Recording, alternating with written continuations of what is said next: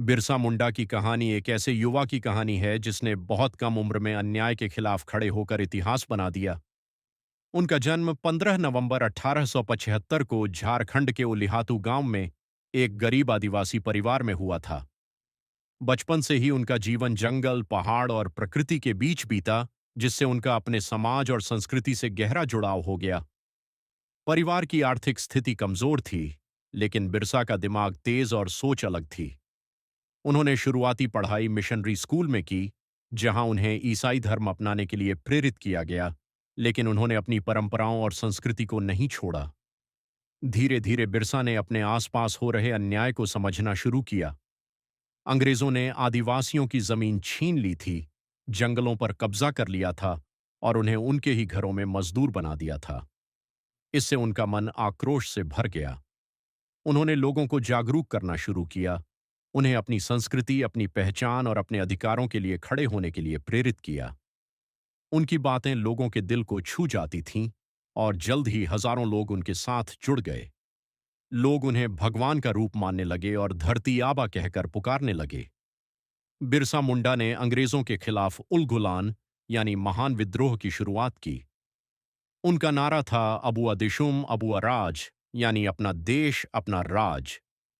यह सिर्फ एक आंदोलन नहीं था, बल्कि आदिवासी स्वाभिमान की लड़ाई थी। उनके नेतृत्व में आदिवासी लोगों ने अंग्रेजों और जमींदारों के खिलाफ जोरदार संघर्ष किया।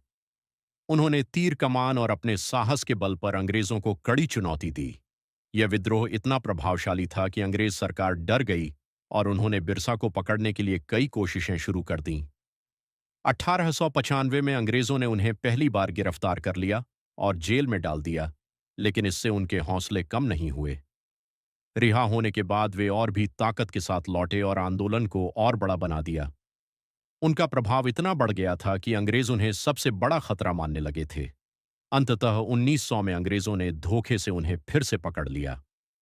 9 जून 1900 को रांची जेल में उनकी रहस्यमयी मौत हो गई। उस समय उनकी उम्र केवल 25 साल थी, लेकिन इतने कम समय में उन्होंने जो कर दिखाया, वह इतिहास में अमर हो गया।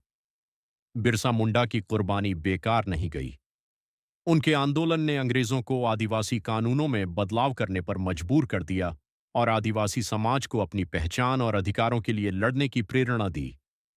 आज भी उन्हें धरती आबा के रूप में पूजा जाता है और वे आदिवासी गौरव, साहस और स्वतंत्रता के प्रतीक माने जाते हैं।